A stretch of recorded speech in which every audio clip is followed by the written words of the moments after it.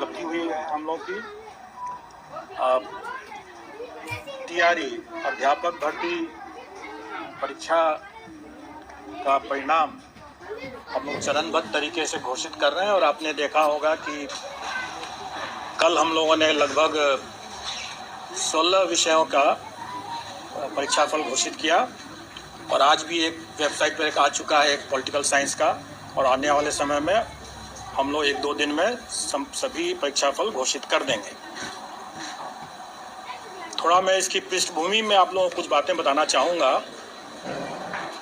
आप लोगों को स्मरण होगा कि जिस समय सरकार ने ये घोषणा की थी कि अध्यापक भर्ती किया जाएगा और यह दायित्व बिहार लोक सेवा आयोग को दिया गया था, तब से लेकर के अब तक कई अवसरों पर अलग अलग तरीके से अलग अलग लोगों के द्वारा कई संदेह और कई प्रश्न चिन्ह भी उठाए गए थे।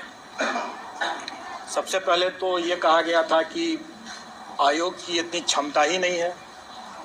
10 साल में आयोग ने मुश्किल से कुछ हजार नियुक्तियां ही की हैं, तो अब किसी भी हालत में इतनी बड़ी नियुक्ति आयोग नहीं कर पाएगी। उसके बाद पेपर लीक के बारे में भी लोग तरह तरह की संशय करते रहते थे, आशंका व्यक्त करते थे। उसके बाद आए दिन बार बार माननीय न्यायालय का हवाला दे करके भी लोग इसको की परीक्षा तो स्थगित होने ही वाली है। ऐसा कोई दिन नहीं था जब लोग सुबह से लेकर के रात तक लोग इस परीक्षा को रद्द करने पर लगे हुए थे। उसके बाद कई अवसरों पर लोगों को तरह तरह की भ्रांति भी उत्पन्न हो गई, जिसके कारण से लोग कहने लगे कि अपीयरिंग कैंडिडेट्स को भी मौका मिलना चाहिए। बाद में सरकार ने उसको मान लिया। उसके बाद नया एक विवाद खड़ा हो गया और वो माननीय सर्वोच्च न्यायालय के आदेश के बाद बीएड वर्सेस बीटीसी का प्रश्न उठ गया। उस अवसर पर भी कई लोगों ने कहा कि अब तो परीक्षा को पोस्टपोन कर ही देना चाहिए, नहीं तो माननीय सर्वोच्च न्यायालय की अवमानना हो जाएगी। उस दरमियान हम लोगों ने यह भी एक निर्णय लिया था कि चूँकि परीक्षार्थी संशय में पड़े हुए थे, आए दिन परीक्षा स्थगित होने की बात, परीक्षा रद्द होने की बात और तरह तरह के विवाद के कारण से परीक्षार्थी जो थे, अभ्यर्थी जो थे, वो शायद उतनी तैयारी नहीं कर पा रहे थे। इसके कारण से भी हम लोगों ने ये प्रस्ताव रखा हुआ था कि हम 75% अभ्यर्थी या रिक्ति दोनों में जो कम है उसके उतना तक हम लोग जाने का कोशिश करेंगे और उसके लिए क्वालिफाइंग जो मार्क्स है, कट ऑफ मार्क्स है, वो हम रिलैक्स भी कर सकते हैं। इसको लेकर के भी कुछ लोगों ने कहा कि अब तो गुणवत्तापूर्ण शिक्षा का क्या मतलब रह गया जब आप फेलियर कैंडिडेट्स को भी आप सेलेक्ट कर लेंगे। उसके बाद जब हम लोगों ने परीक्षा आयोजित कराई और जो प्राथमिक वाले पीआरटी वाले जब निकल के आए तो लोगों ने हल्ला करना शुरू किया कि ये परीक्षा तो ऑफिसर्स के लिए है, ये परीक्षा तो टीचर्स के लिए नहीं है, फिर सरकार की नीयत ही नहीं है नियुक्ति करने की। ये सब बातें हुई। उसके बाद जब हम लोग OMR शीट नहीं अपलोड कर रहे थे तो लोगों ने उसके लिए मांग करना शुरू किया कि OMR शीट क्यों नहीं अपलोड हो रहा है। जब ये बताया गया कि कई अभ्यर्थियों ने OMR में अपना रोल नंबर या सब्जेक्ट कॉम्बिनेशन या बुकलेट सीरीज़ गलत लिखा है, उसके हम लोग क्रॉस वेरिफिकेशन कर रहे हैं, तब उस पर लोगों ने कहना शुरू किया कि आप लोग OMR में करेक्शन कर रहे हैं, मैनिपुलेशन कर रहे हैं, और तरह तरह की शिकायत होने लगी। उसके बाद डॉक्यूमेंट वेरिफिकेशन के स्तर पर भी लोगों ने कहना शुरू किया कि क्यों डॉक्यूमेंट वेरीफाई करा रहे हैं वगैरह वगैरह। एग्ज़ाम में तो लोग कह ही रहे थे कि जब परीक्षा फल ही नहीं देंगे तो परीक्षा कराने का क्या मतलब है, बाराती और दूल्हा की बात भी कह रहे थे।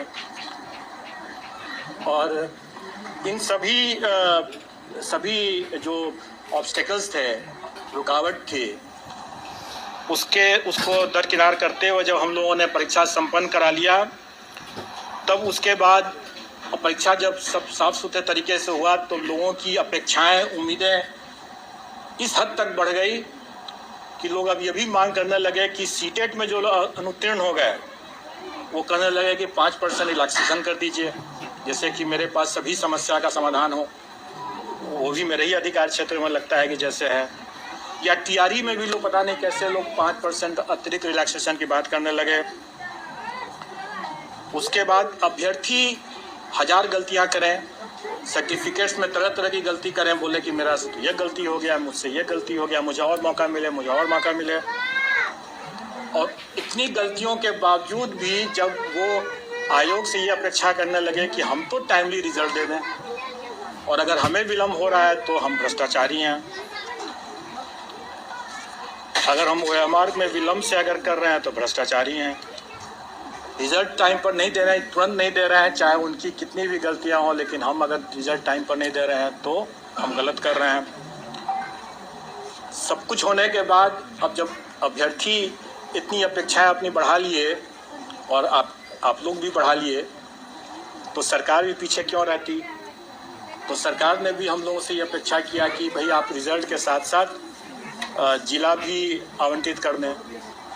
अब आप देखें कि हमारे काम कितने बढ़ गए, और ये सभी काम हमें बिना किसी मिस्टेक के, बिना कोई त्रुटि के फुल प्रूफ तरीके से करना है। ये छोटी बात नहीं है। ये आयोग के पूरे टीम को मैं इस बात के लिए धन्यवाद देना चाहूँगा। हमारे एग्जामिनेशन कंट्रोलर टीआरई के हैं शर्मा जी, आयोग के सचिव हैं, और तमाम जो पीछे में जो लोग यहाँ पर नहीं है, जो पीछे में तमाम लोग जो काम कर रहे हैं, ये एक तरह से इतिहास इन लोगों ने बनाया। मैं आपको कुछ फैक्ट्स बताना चाहूँगा कि कैसे ये एक इतिहास बना है। परीक्षा हमारी संपन्न हुई 24, 25, 26 अगस्त को, और अभी 2 महीने भी नहीं हुए हैं, 60 दिन भी अभी नहीं हुए हैं, और हम लोगों ने 43 पेपर विषय उसका परीक्षा फल बना लिया है, और सभी कैंडिडेट्स को हम लोगों को जिला भी आवंटित करना था। इंटू 38 कर दीजिए, तो हर जिला के लिए भी हम लोगों ने सूची बना लिया है। आप लोगों ने देखा होगा कि अभी तक जितने परीक्षा फल घोषित हुए हैं सब में जिला भी हम लोगों ने आवंटित कर दिया है। तो अगर देखा जाए तो 43 प्रश्न अगर विषय अगर मान लें, उसको ही मान लें, तो एक दिन भी अगर एक पर लगाएं अगर, तो उससे अधिक कितना फास्ट हो सकता है। दूसरा ये भी कि आज तक बीपीएससी के इतिहास में इतनी जल्दी इतने ढेर सारे रिजल्ट्स नहीं दिए गए हैं, ये प्रथम हुआ है। दूसरी बात, जो लोग कहते रहे कि हम लोगों ने रिलैक्स कर दिया क्वालिफाइंग कट ऑफ को 75% हासिल करने के लिए इस उद्देश्य से, और इसमें गुणवत्तापूर्ण शिक्षा प्रभावित हुई, तो ऐसी कोई बात नहीं है। आप लोगों को ये सुखद आश्चर्य होगा, और ये बात तो हम लोगों को भी अनुमान था कि बिहार के अभ्यर्थी काफ़ी काबिल हैं, और उन्हें ये इनका काफ़ी एक्सपीरियंस भी है, तजुर्बा है ऐसे प्रतियोगी परीक्षाओं को देते रहने का, और इसीलिए हम लोग कॉन्फिडेंट थे। जबकि कई लोगों ने इस बात को उठाया था कि बड़ा कठिन प्रश्न आ गया है, कैसे होगा, क्या होगा। लेकिन मैं आप लोगों को बता दूं कि कुछ ही 2-3 ही विषय छोड़ करके, और उसमें निश्चित तौर पर वो प्राथमिक का जो मामला था जिसमें कि सबसे ज़्यादा लोग विवाद कर रहे थे कि बड़ा टफ क्वेश्चन आ गया है, उसमें तो बिल्कुल ही नहीं। किसी भी विषय में 1-2 विषय को छोड़ करके, 1-2 मामले को छोड़ करके, किसी भी मामले में हमें अपने क्वालिफाइंग कट ऑफ को रिलैक्स करने की ज़रूरत नहीं पड़ी। सभी अभ्यर्थी अच्छी गुणवत्ता के हैं, और जो सफल हुए हैं वो निश्चित तौर पर अच्छे लोग हैं। इस परीक्षा में हम लोगों ने बड़े पैमाने पर टेक्नोलॉजी का उपयोग किया। कुछ की वानगी तो आप लोगों ने यहाँ के आयोग के हमारे कमांड कंट्रोल रूम को भी देख करके आप लोगों ने समझ लिया होगा। कुछ की वानगी जो मुन्ना भाई पकड़े गए उन्हें भी अब समझ में आ गया होगा। और इसके अलावा जो मैं बार बार ये कहता रहा हूँ कि जो कार्य हम पर्दे के समक्ष करते हैं वो सब लोग देखते हैं, सब लोग की नज़र में रहता है, लेकिन उससे कहीं ज़्यादा कार्य जो होता है वो पर्दे के पीछे भी होता है, और पर्दे के पीछे का कार्य महत्वपूर्ण होता है, लोगों की नज़र में नहीं रहता है, इसलिए ज़्यादा उसमें हम लोगों को एहतियात बरतने की ज़रूरत पड़ती है। आज जो हम इतने परीक्षा फल को बनाए हैं और आज जो हम जिला आवंटन कर पाए हैं इतने कम समय में, इसका श्रेय जाता है हम लोगों के टेक्नोलॉजी का यूज़ करने का। हम लोगों ने सारा चीज़ सॉफ्टवेयर से किया, रिज़ल्ट भी बनाया सॉफ्टवेयर से, और डिस्ट्रिक्ट एलोकेशन भी सॉफ्टवेयर से हम लोगों ने किया है। और इसको हम लोगों ने आगे बढ़ाते हुए, चूँकि हम लोगों ने देखा कि डॉक्यूमेंट वेरिफिकेशन के समय जो हम लोगों ने 11th, 12th and 9th, 10th का जो डॉक्यूमेंट वेरिफिकेशन का काम कराए, उसमें हम लोगों ने पाया कि अभ्यर्थी आवेदन देते समय 1000 तरह की गलतियां कर बैठे थे। उसके बाद जब वो वहाँ पर डॉक्यूमेंट वेरिफिकेशन के लिए आए तो उसमें भी कई गलतियां हुए, क्योंकि कई लोगों का तो पूर्ण वेरिफिकेशन हो गया, लेकिन कुछ लोगों का पार्शियल हुआ।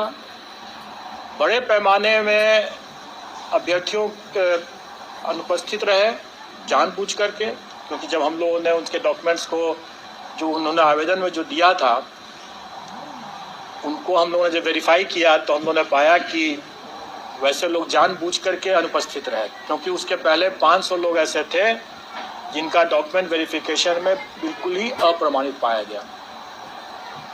और जिनका अप्रमाणित पाया गया उसके डॉक्यूमेंट्स की जब हम लोगों ने यहाँ से भी हम लोगों ने जब जांच किया तो हम लोगों ने पाया कि वाकई में वो सही तरीके से ही बाहर किए गए हैं। और शायद उन लोगों को ये भनक थी कि हम लोग उस पर कड़ी कार्रवाई करेंगे, और इसीलिए बड़े पैमाने पर कई अभ्यर्थी डॉक्यूमेंट वेरिफिकेशन के लिए नहीं आए। लेकिन कई ऐसे जेन्युइन अभ्यर्थी भी हो सकते हैं जो डॉक्यूमेंट वेरिफिकेशन में नहीं आए, क्योंकि हम लोगों ने उनका भी डॉक्यूमेंट अपने स्तर से चेक करने की कोशिश की। कुछ लोगों का पार्शियल वेरिफिकेशन हुआ था, उन लोगों का भी हम लोगों ने डॉक्यूमेंट देखा।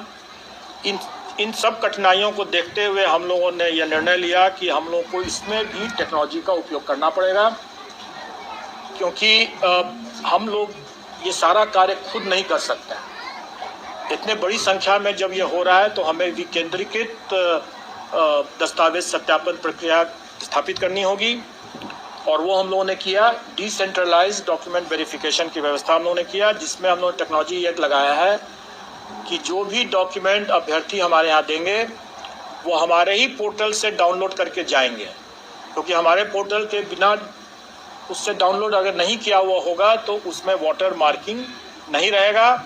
इसका मतलब ये होगा कि वो डॉक्यूमेंट हमारे पोर्टल पर नहीं है।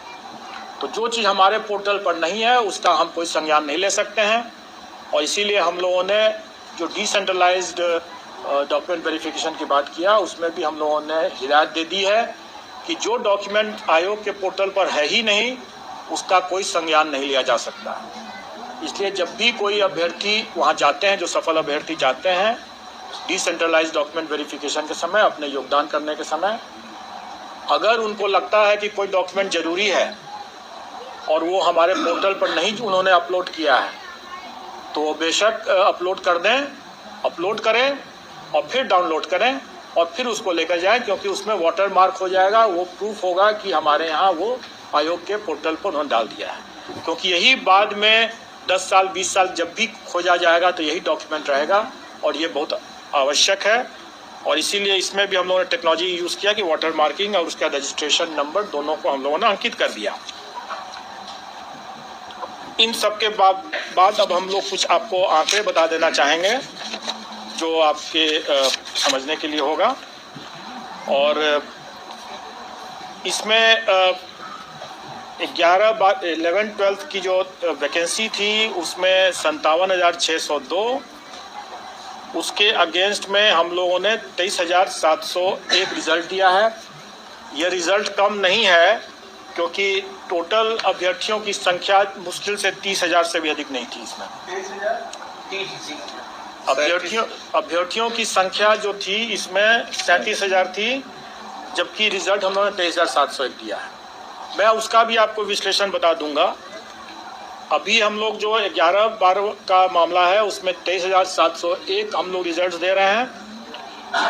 9वीं 10वीं वाला जो मामला है उसमें 26,204 दे रहे हैं, और प्राथमिक का जो मामला है उसमें हम लोग 72,419 रिजल्ट देंगे। टोटल हम लोग 204 है 9-10 का, प्राथमिक का है 72,419।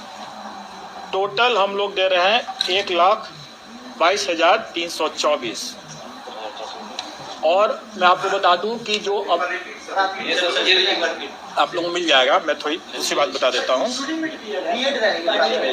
मैं उसके बारे में बता रहा हूं। आप प्रश्न पूछेंगे मैं जरूर जवाब दे दूंगा। अभी मैं कुछ फैक्ट्स आपको बता रहा हूं। 1,22,324 अभ्यर्थी हम लोग के सक्सेसफुल हुए हैं। 1,22,324 टोटल हैं। और अगर हम लोग थ्योरेटिकल मैक्सिमम देखें, मतलब कहने का ये है कि कुछ कुछ विषय में अभ्यर्थी बहुत कम है, वैकेंसी ज़्यादा, स्वाभाविक है कि उससे अधिक हम दे ही नहीं सकते जितने अभ्यर्थी हैं। तो थ्योरेटिकल मैक्सिमम जो था वो 1,70,461 नहीं है, क्योंकि अभ्यर्थी कई विषयों में बहुत कम है वैकेंसी से। तो टोटल थ्योरेटिकल मैक्सिमम था 1,32,000, 1,31,000 कुछ 100 है, 1,32,000 मान लें। तो उसके विरुद्ध हम लोग देखा जाए तो हम लोग की उपलब्धि जो है वो 93% है। अब आप लोग जितनों का भी ये कहना था कि सरकार की नियत ही नहीं है अपॉइंट करने की, तो आप स्वयं समझ सकते हैं कि हम लोगों का क्या नियत था और हम लोगों ने क्या किया है। अब एक प्रश्न एक है जरूर, और वो प्रश्न है कि अभी जैसे पूछा भी गया कि बीएड वर्सेस बीटीसी का क्या होगा। तो इस पर तो मैं आप लोगों को सिर्फ एक गाने की पंक्ति बोल सकता हूँ कि तुम्ही ने दर्द दिया है तुम ही दवा देना। अब जिसने दर्द दिया है वो दवा भी तो वही दे सकता है, और जब तक दवा नहीं है तब तक इलाज संभव नहीं है। मैं समझता हूँ कि आप लोगों को उत्तर मिल गया होगा। सर तो इंक्लूडिंग रहेगा या नहीं सर? मैं समझता हूँ कि आप लोग को उत्तर मिल गया होगा। सर मतलब ये क्लियर हो गया है सर, रिजल्ट दे रहा है प्राइमरी का। रिजल्ट हम प्राइमरी का बिल्कुल देंगे जी, इसके बाद बिल्कुल देंगे। जब निकल जाएगा आप लोग खुद ही, हम लोग के पोर्टल से आप लोग पता चल जाएगा। मैंने बता दिया कि जिसने दर्द दिया है दवा भी उसी को देना है, अगर दवा नहीं है तो कोई इलाज भी नहीं है। दर्द के साथ आगे जीवन आगे बढ़ाना पड़ेगा। दुर्गा पूजा से पहले देगा रिजल्ट प्राइमरी का सर? प्रत्येक रिजल्ट जो है वो दुर्गा पूजा के पहले हो जाएगा। पोर्टल पर आ जाएगा, सारा पोर्टल पर आ जाएगा। और मैं तो यही कहूँगा कि हम लाए हैं कश्ती तूफान से निकाल के, तो अब तो सफल अभ्यर्थियों के हाथ में है कि वो कैसे इसको संभाल के रखते हैं। वाटर